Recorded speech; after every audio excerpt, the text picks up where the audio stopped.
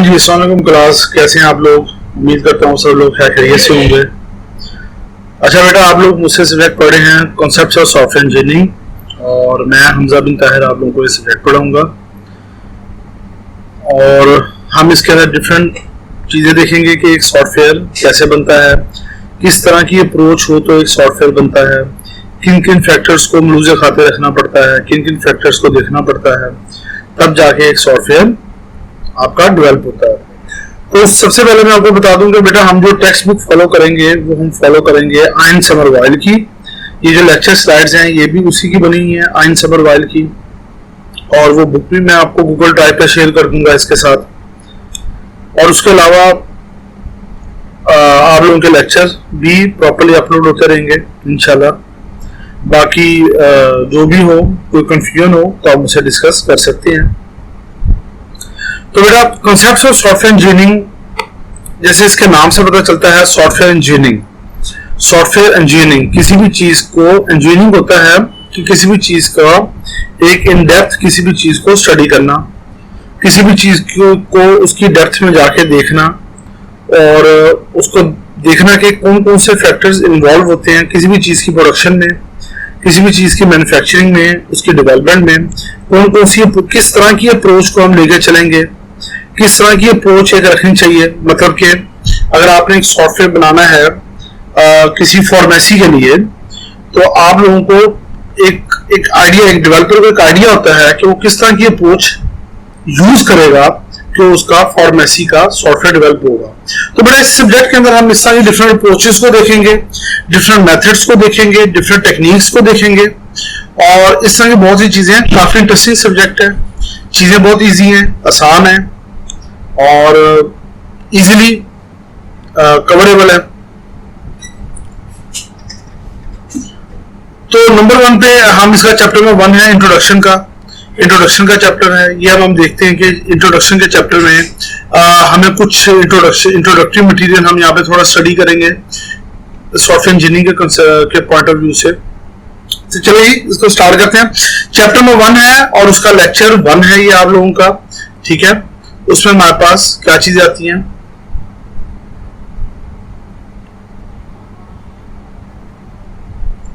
तो बेटा बेसिकली इस चैप्टर के अंदर कुछ टॉपिक जो हम कवर करेंगे, वो जो टॉपिक इस चैप्टर के अंदर जो कवर होंगे हमारे, वो उसकी थोड़ी सी यहाँ पे एक ब्रीफ से इंट्रोडक्शन है उनका, वो देख लेते हैं। प्रोफेशनल सॉफ्टवेयर डेवलपमेंट, अभी मैंने बताया कि प्रोफेशनली एक सॉफ्टवेयर को कैसे डेवलप कर सकते हैं हम। इस सब्जेक्ट को पढ़ने के बाद आप इस काबिल होंगे, आपको इतनी एबिलिटीज आ जाएंगी आपके पास कि आपको पता चल जाए कि एक प्रोफेशनली एक सॉफ्टवेयर को अगर डेवलप करना हो तो हमें कौन सी, एक डेवलपर को किस तरह की अप्रोच को फॉलो करना पड़ता है, किस तरह की अप्रोच को उसको लेके चलना पड़ता है, और किस तरह का मतलब कि टेक्निक्स वो यूज करेगा कि वो एक सॉफ्टवेयर को डेवलप कर सके, ठीक है। इसके अंदर professional software development, what is meant by the software engineering, यहाँ पे वो बता रहा है आपको what is meant by the software engineering. मेरे कर्सर को फॉलो कीजिएगा, ये जो कर्सर है माउस, इसको जरा फॉलो कीजिएगा please. What is meant by the software engineering, software engineering से क्या मुराद होती है। सॉफ्टवेयर इंजीनियरिंग मैंने अभी बताया कि एक सॉफ्टवेयर को डेवलप करने के लिए, एक सॉफ्टवेयर की डेवलपमेंट में आपको किन किन फेजेस से गुजरना पड़ता है, किस तरह की अप्रोच को फॉलो करना पड़ता है। अच्छा बेटा, इसके अंदर फिर हम देखेंगे कि एक सॉफ्टवेयर इंजीनियरिंग को हम देखेंगे डिटेल में, और उसके अलावा हमें ये भी कुछ अप्रोचेस को देखेंगे, कुछ हम इसके अंदर मेथड्स को देखेंगे, कुछ टेक्निक्स को देखेंगे, और इसमें काफी चीजों को हम इसके अंदर देखेंगे कि एक प्रोफेशनली सॉफ्टवेयर को डेवलप करना हो तो हमें किस तरह की अप्रोच या किस तरह की टेक्निक को फॉलो करना पड़ता है। उसके बाद software engineering ethics, software engineering के एथिक्स क्या होते हैं, सॉफ्टवेयर इंजीनियरिंग में किन एथिकल वैल्यूज का ख्याल करना पड़ता है during the software development. Being a developer, आप लोगों को, अगर आप डेवलपर हैं तो आप लोगों को किस तरह की एथिकल वैल्यूज का ख्याल रखना पड़ेगा एक सॉफ्टवेयर को एथिकली डेवलप करने के लिए, ठीक है। वो काफी इसके अलावा हम इसके अंदर है 8 कोड ऑफ एथिक्स है, ठीक है। वहां पे कोड ऑफ एथिक्स है, कुछ एथिकल वैल्यूज को वहां पे मेंशन की गई है कि आपको किस तरह की अखलाकियात का, एथिक्स का मुजाहरा करना पड़ेगा ड्यूरिंग द सॉफ्टवेयर डेवलपमेंट का। आपको कस्टमर से रिगार्डिंग किस तरह के एथिक्स को फॉलो करना पड़ेगा, आपको अंडरस्टैंडिंग के रिगार्डिंग किस तरह की एथिक्स को फॉलो करना पड़ेगा, आपको रिगार्डिंग मार्केट किस तरह की एथिक्स को फॉलो करना पड़ेगा। इस तरह की बहुत सी चीजें इसके अंदर आपको regarding public, regarding technology, regarding new जो आप इन्वेंशंस हैं उसके रिगार्डिंग आप लोगों को किस तरह के एथिकल बिहेवियर्स को और वैल्यूज को फॉलो करना पड़ेगा, वो तमाम चीजें इसके अंदर हम फर्दर आगे आके डिटेल में देखेंगे।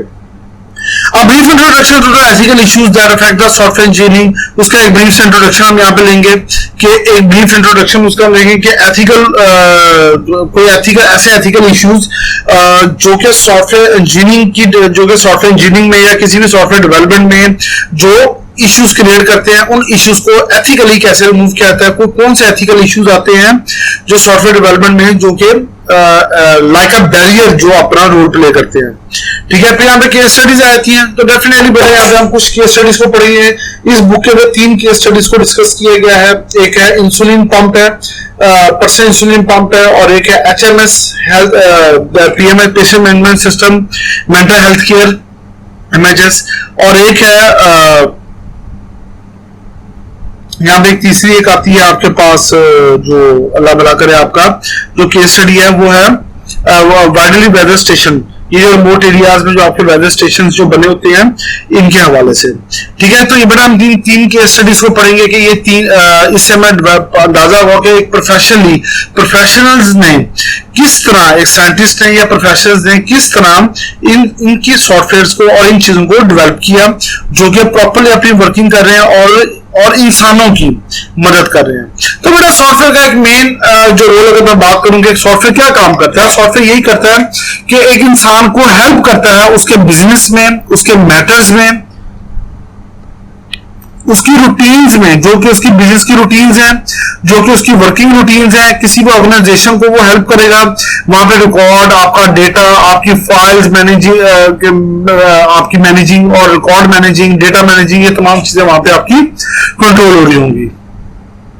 तो मैं यहाँ पे थोड़ा सा आपको बात बताता चलूं कि जब भी आप यहाँ पे किसी भी सॉफ्टवेयर की डेवलपमेंट में, जब आप डेवलपमेंट की तरफ आते हैं, किसी भी सॉफ्टवेयर की डेवलपमेंट की तरफ आते हैं, तो आपको एक स्पेसिफिक अप्रोच को लेकर चलना होता है। कुछ उसके उस अप्रोच को अडॉप्ट करने में, ऑप्ट करने में कुछ फैक्टर्स इन्वॉल्व होते हैं, उन फैक्टर्स को देखना पड़ता है। ठीक है, और उसके साथ से मैं आपको ये भी बता दूं बच्चे कि जो लेक्चर आप मुझसे यहाँ पे लें, जो लेक्चर आप यहाँ पे रिव्यू करें, एक दफा उसको अच्छे तरीके से खुद को समझा दें, अपने आप को वो समझा दें लेक्चर कि सर ने आज हमें पढ़ाया क्या है। इस तरह क्या होगा कि वो चीज काफी देर तक आपके माइंड में सस्टेन करेगी और आप लोगों के कंसेप्ट्स क्लियर होंगे। एक चीज मैं आपको इसके हवाले से और भी बता दूं बेटा कि जब भी आप यहाँ पे जब भी आप मेरा लेक्चर यहाँ पे आप अटेंड करें और मेरा लेक्चर यहाँ पे लें, उसके बाद मैं यहाँ पे आप लोगों से एक मीटिंग सेशन भी रखूंगा। ठीक है, वीक में एक हमारा मीटिंग सेशन होगा जिसकी बेस पे आप लोगों की अटेंडेंस होगी और आप लोगों का बाकी जो सेशन मार्क्स हैं, जो क्विज वगैरह असाइनमेंट्स हैं, वो भी उसी मीटिंग सेशन में हम कंडक्ट में करूंगा। तो बेटा उसके अलावा जो चीजें आप मैं पढ़ा रहा हूँ, जो चीजें आप लोगों को बता रहा हूँ, जो कंसेप्ट आप लोगों को दे रहा हूँ, उसको एक दफा जब आप मेरा लेक्चर गौर से सुन लें तो एक दफा वो चीजें आप खुद को समझा दें, वो चीजें आप खुद को समझा दें कि आज सर ने हमें ये पढ़ाया, ये पढ़ाया, ये पढ़ाया। मैं नहीं, कोई भी, जो भी टीचर आपको पढ़ा रहे हैं उन सबके लेक्चर्स के साथ आप ऐसे ही करें। आप देखेंगे कि आप लोगों के ज़हन में ये चीज ज्यादा देर तक सस्टेन करेगी, ज्यादा देर तक डेटा आप लोगों के माइंड में रहेगा। और बेटा मैंने आप लोगों के कंसेप्ट का एग्जाम लेना है, मैंने आप लोगों की मेमोरी का एग्जाम नहीं लेना, ये बात याद रखिएगा। I will conduct your concept exam, मैं आपके कंसेप्ट का एग्जाम कंडक्ट करूंगा, आपकी मेमोरी का एग्जाम कंडक्ट नहीं करूंगा। ठीक है, अच्छा बेटा हम नेक्स्ट मूव करते हैं। नेक्स्ट वहां पर आता है software engineering.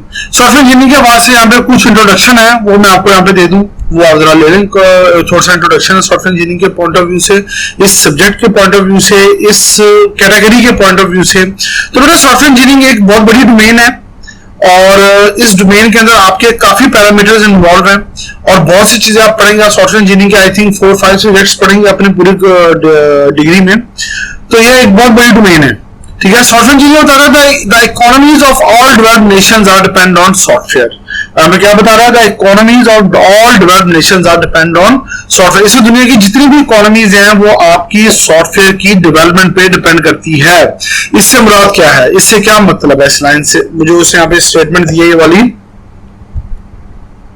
Statement, the economies of all developed nations are depend on software, कि दुनिया के जितने भी तरक्की याफ्ता मुल्क हैं उन सब की इकोनॉमी उसके आपके जो सॉफ्टवेयर प्रोडक्शन है उस पर डिपेंड करती है। तो बेटा इसका सिंपल सा जो इसको समझने के लिए जो सिंपल सी अप्रोच है वो यही है कि एक दौर ऐसा था कि जब समझा ये जाता था, ये मैं बात करूं 1800 कुछ की, 19वीं सदी की, 19th सेंचुरी की बात, 18th सेंचुरी की बात कर रहा हूं, कि जब ये समझा जाता था कि अगर कोई मुल्क में अगर पोटैटो आलू की काश्त अगर ज्यादा होगी तो वो मुल्क दुनिया का तरक्की याफ्ता मुल्क कहलाएगा, और वो मुल्क और जो आलू की काश्त पोटैटो की कल्टीवेशन ज्यादा करेगा, इसको जितना ज्यादा बाहर एक्सपोर्ट करेगा उतना ही ज्यादा वो मुल्क एक अमीर मुल्क, एक डेवलप्ड नेशन और डेवलप्ड कंट्री में कंसीडर किया जाएगा। उसके बाद एक इंडस्ट्रियल रेवोल्यूशन आया, और इंडस्ट्रियल रेवोल्यूशन में क्या हुआ कि फिर यह समझा जाने लगा कि जो कंट्री हाईटेक इंडस्ट्रियल हाईटेक पे काम करेगा, इंडस्ट्रियल इक्विपमेंट्स पे, पार्ट्स पे और इंडस्ट्रियल असेंबली लाइंस और आपकी इंडस्ट्रियल हाईटेक पे जो कंट्री ज्यादा काम करेगा और जो मशीनरी ज्यादा अच्छी और बड़ी बनाएगा, वो मुल्क उतना ही ज्यादा पावरफुल और एक तरक्की याफ्ता मुल्क कंसीडर किया जाएगा। फिर इसी तरह मेडिकल साइंसेज का रेवोल्यूशन आया, इस तरह इंडस्ट्री में फर्दर रेवोल्यूशन आया, फिर इस तरह इलेक्ट्रॉनिक्स में रेवोल्यूशन आया।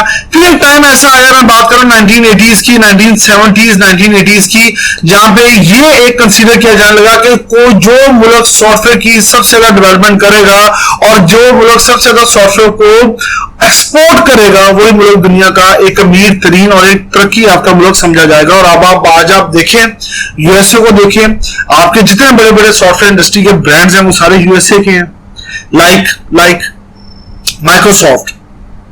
मेरा नहीं ख्याल कि कोई ऐसा कंप्यूटर होगा या कोई ऐसा मोबाइल फोन या कंप्यूटर डिवाइस होगी या मोबाइल डिवाइस होगी जिसके अंदर माइक्रोसॉफ्ट ऑफिस इंस्टॉल ना हुआ हो, जिसके कोई ऐसा कंप्यूटर नहीं होगा जिसके बाद माइक्रोसॉफ्ट का operating system, Windows operating system install ना हुआ हो। डेफिनेटली ऐसा ही है। उसके बाद आप देखें गूगल, यूएसए। उसके बाद देखें एप्पल आईफोन, अमेरिकन, वो भी यूएसए का। तो ये जितने बड़े बड़े ब्रांड्स हैं, अमेजॉन और आपके बड़े बड़े जितने भी आपके ई कॉमर्स की साइट्स हैं, अमेजॉन हो गया और ईबे हो गया, और उसके अलावा इस तरह कई स्टैंडर्ड्स इन्होंने सेट किए हुए हैं, छोटे बड़े आपके टीजे मैक्स हो गया, ये तमाम आप लोगों के कहां के हैं? यूएसए के हैं।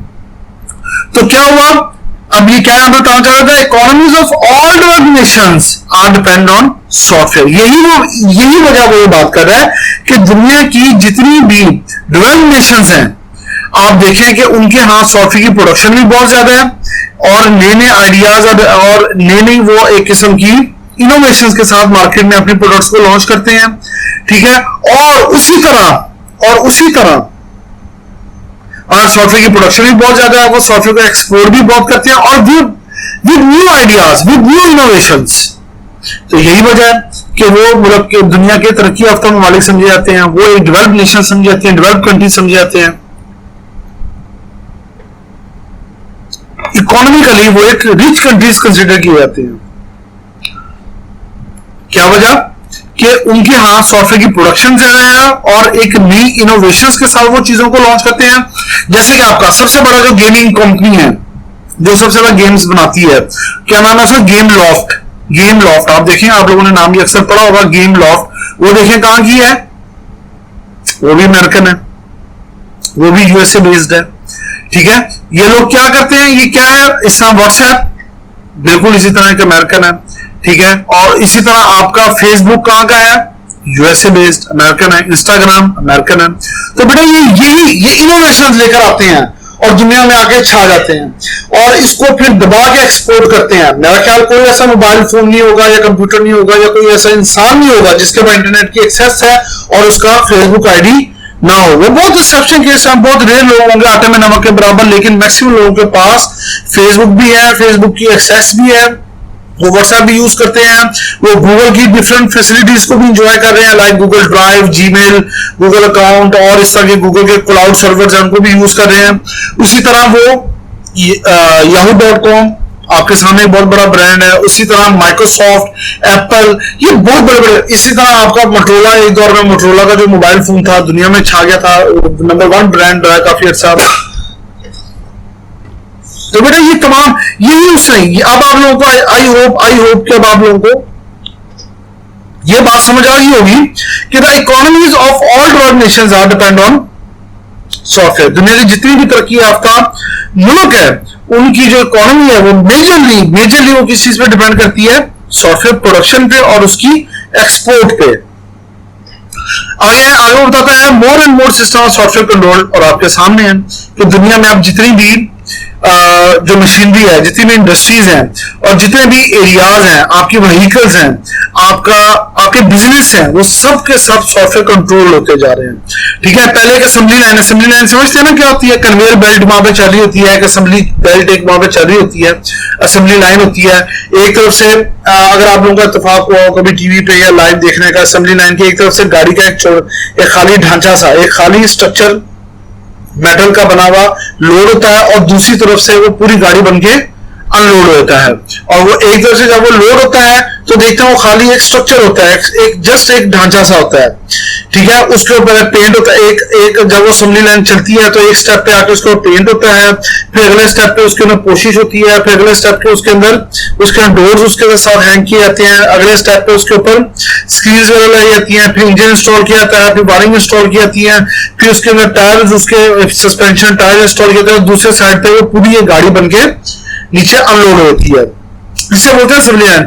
एक दौर ये था इंडस्ट्री का कि जब असेंबली लाइन के ऊपर कोई 100 की तादाद में, हजारों की तादाद में इंसान काम करते थे, लेकिन अब इसकी जगह पे आर्टिफिशियल इंटेलिजेंट रोबोट्स ने ले लिया है। अब इस असेंबली लाइन पे इंसानों की जगह आर्टिफिशियल इंटेलिजेंट रोबोट्स ने ले लिया है। जब अब ये सारा काम इंसानों का वो आर्टिफिशियल इंटेलिजेंट रोबोट कर रहे हैं। जाहिर बात है रोबोट एक हार्डवेयर है, उसके अंदर कोई तो ऐसी कोई रूह फूंकी हुई है, कोई तो ऐसी चीज है जो उससे काम करवा रही है, और बेटा वो चीज क्या होती है? सॉफ्टवेयर बेस्ड होती है। आपकी जितनी भी डिवाइसेज हैं, आपका कैलकुलेटर हो गया, आपके मोबाइल फोन्स हो गए, ये सारे सॉफ्टवेयर कंट्रोल्ड हैं। अब दुनिया की मैक्सिमम जो एरियाज है, जो दुनिया के मैक्सिमम सिस्टम्स हैं, वो सॉफ्टवेयर कंट्रोल होते आ रहे हैं। अब ऐसे रोबोट्स आ गए हैं जो सर्जरी करते हैं।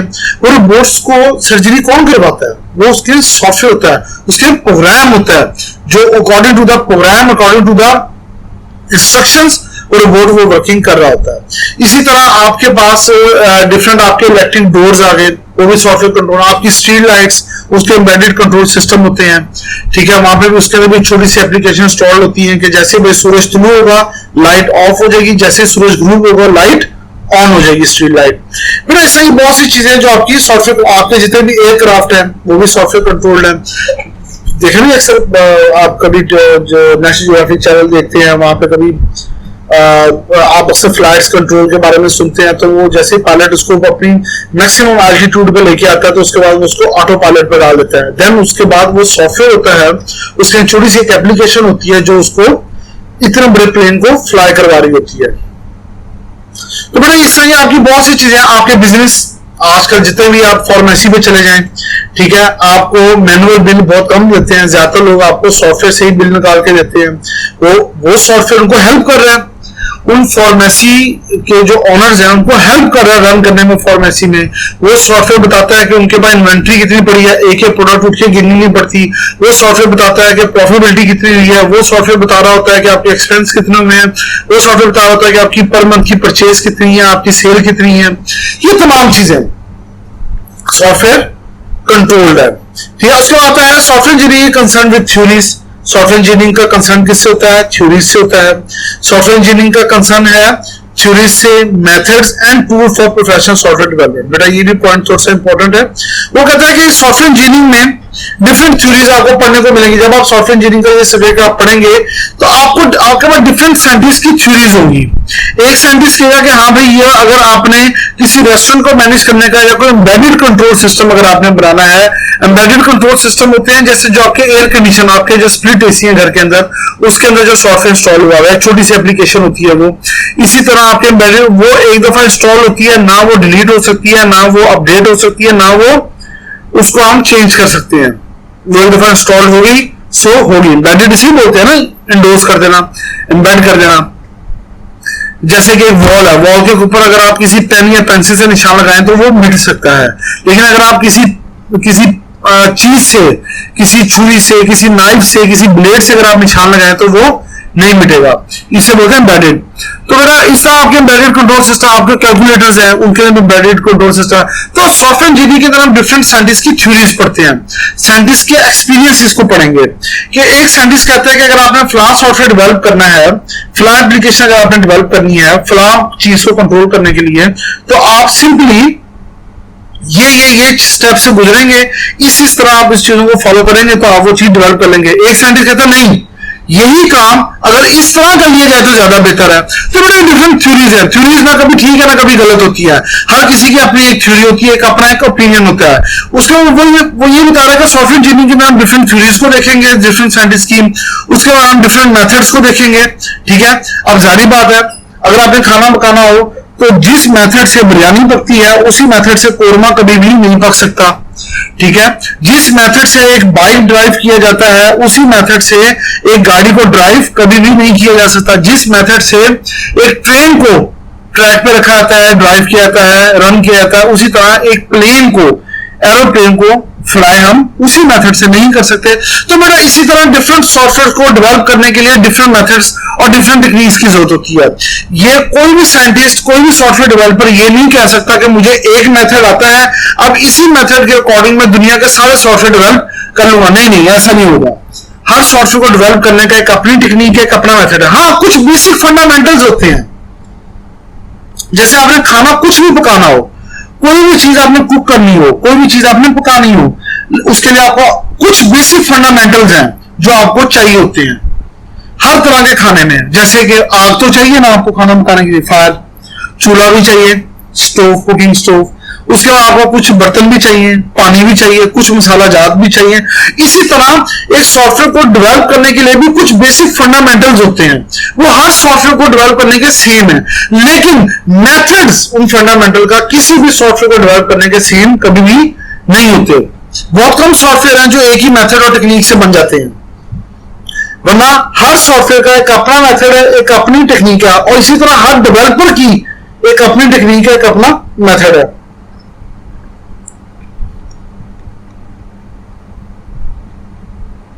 और नेक्स्ट क्या बात करते हैं, tools for professional software development. और डिफरेंट सॉफ्टवेयर डेवलपमेंट के लिए कुछ डिफरेंट टूल्स भी होते हैं। ठीक है, कुछ टूल्स होते हैं एक सॉफ्टवेयर को डेवलप करने के लिए।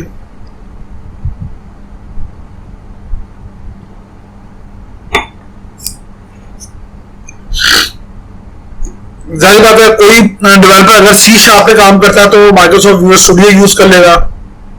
कोई डेवलपर डेटाबेस MySQL यूज कर रहा है, कोई developer database SQL server use कर रहा है, कोई डेवलपर डेटाबेस Oracle यूज कर रहा है। तो डिफरेंट टूल्स एंड टेक्निक्स हैं। मैं फिर वो बार रिपीट कर दूंगा, हर सॉफ्टवेयर को बनाने की डिफरेंट टूल्स हैं, डिफरेंट टेक्निक्स हैं, डिफरेंट मेथड्स हैं। कोई भी सॉफ्टवेयर एक ही तरह के मेथड से और एक ही तरह की टेक्निक से नहीं बन सकता। हाँ, अलबत्ता टूल सेम हो सकता है, डेफिनेटली टूल सेम हो सकता है। For professional software development, expenditure on software represents a significant fraction of GNP in all the developed countries. ये बात को जरा फॉलो करें। एक्सपेंडिचर्स ऑन सॉफ्टवेयर, वो कहता है, अब देखिए यहाँ पे बड़ी प्यारी बात कर रहा है कि एक्सपेंडिचर्स ऑन सॉफ्टवेयर रिप्रेजेंट्स मतलब एक सॉफ्टवेयर के ऊपर जितने भी आपके एक्सपेंडिचर्स आते हैं, ठीक है, represent a significant fraction on GNP in all the developed countries। वो ये बता रहा है कि expenditure on the software represents a significant fraction of all in all developed countries। अच्छा बेटा, GNP होता है ग्रॉस नेशनल प्रोडक्ट। ठीक है, कि एक कंट्री में एक सॉफ्टवेयर की डेवलपमेंट पे जितने ज्यादा एक्सपेंडिचर्स आते हैं, ठीक है, इससे हमें पता चलता है कि वो एक अमीर मुल्क है या गरीब मुल्क है। एक एप्लीकेशन अगर आप डेवलप कर रहे हैं 20,000 में, अगर वही एप्लीकेशन यूएसए के किसी डेवलपर से अगर आप, या किसी ब्रिटिश, किसी यूरोपियन डेवलपर से, या किसी अमेरिकन कैनेडियन डेवलपर से अगर डेवलप करवाते हैं, और वही आपको एप्लीकेशन अगर कॉस्ट करती है $700, $700 से मुराद है कि आजकल की अगर हम फिगर को इसको कैलकुलेट करें तो अबाउट 1.5 लाख के करीब, नहीं मतलब 1,30,000। तो वही एप्लीकेशन 1,30,000 में तैयार करेगा एक अमेरिकन या एक कैनेडियन डेवलपर। क्यों? क्योंकि उनको पता है जब भी किसी सॉफ्टवेयर पे अगर आप जब एक सॉफ्टवेयर डेवलप करते हैं और अगर आप उसका एक अच्छे पैसे, ज्यादा पैसे आप उसके चार्ज करते हैं, आप किसी अमीर, तो इससे पता ये चलता है कि भाई आप अमीर कंट्री में रहते हैं, किसी डेवलप कंट्री में रहते हैं और वहां के लोगों की बाइंग पावर और selling power, buying paying capacity ज्यादा है। पाकिस्तान में इतनी ज्यादा पेइंग कैपेसिटी लोगों की नहीं है। मैं किसी स्पेसिफिक केस की बात नहीं कर रहा, मैं जनरल एक बात कर रहा हूं कि किसी का अगर छोटा सा कोई रेस्टोरेंट है, कोई समझो कोई फास्ट फूड का कोई उसका कोई स्टॉल है, ठीक है, जहां पे बर्गर पिज्जा वगैरह वो दे रहा है, वहां के लिए अगर वो एप्लीकेशन अगर डेवलप करवाता है और डेवलपर से मांगता है 1.5 लाख, तो ये बहुत ज्यादा है। डेवलपर ये कभी भी पे नहीं करेगा। डेवलपर अपने लोकल वो कस्टमर अपने अगर जब पाकिस्तान के किसी का डेवलपर से बनाएगा तो पाकिस्तानी डेवलपर उसको वही प्रोडक्ट 30, 50, 35, 40,000 की डेवलप कर देगा। ये क्यों? क्योंकि हमारे यहाँ पेइंग कैपेसिटी कम है। तो ये बताना चाह रहा है कि एक सॉफ्टवेयर के ऊपर आने वाली कॉस्ट, एक सॉफ्टवेयर के ऊपर उसकी जो एक सॉफ्टवेयर की जो बाइंग कैपेसिटी है, जो लोग उसको कस्टमर आपसे बाय करेगा, आपको पैसे देगा, ये हमें इससे पता चलता है कि वो कंट्री कितना डेवलप है या कितना बैकवर्ड है। बात फॉलो करें। मैंने बताया ना कि अगर आपका कोई स्टॉल है फास्ट फूड का और आप किसी पाकिस्तानी डेवलपर से अगर एक अपने लिए कोई सॉफ्टवेयर बनवा रहे हैं जो बिजनेस में आपको हेल्प करेगा और आपका बिजनेस उसके थ्रू अगर आप रन करना चाहते हैं, तो आपको वो पाकिस्तानी डेवलपर 30-40,000 करीब वो एप्लीकेशन आपको डेवलप करके दे देगा। अच्छा, अगर यही काम आप किसी इंपोर्टेड डेवलपर से करवाएंगे तो वो आपसे $500-600 चार्ज करेगा। $500 सिंपल सा बात है, 1 लाख के करीब पैसे वो आपसे चार्ज करेगा। Is it clear? तो वो ये कह रहा है कि एक्सपेंडिचर ऑन सॉफ्टवेयर रिप्रेजेंट्स, एक सॉफ्टवेयर को आने वाले एक्सपेंडिचर्स जो है वो जितने वो रिप्रेजेंट, वो ये बता रहे होते हैं कि उस कंट्री की जीएनपी क्या है, उस कंट्री की जीएनपी क्या है, ग्रॉस नेशनल प्रोडक्ट उसकी क्या है। Is it clear? तो बेटा ये था आपका वीडियो लेक्चर 1 पार्ट ए। मैं फिर रिपीट कर दूं, this is your video lecture 1 part A. Thank you very much बेटा। इसके बाद हम स्टार्ट करेंगे वीडियो लेक्चर 1 पार्ट बी। मैं फिर रिपीट कर दूं, ये था आपका video lecture 1 part A. Thank you very much.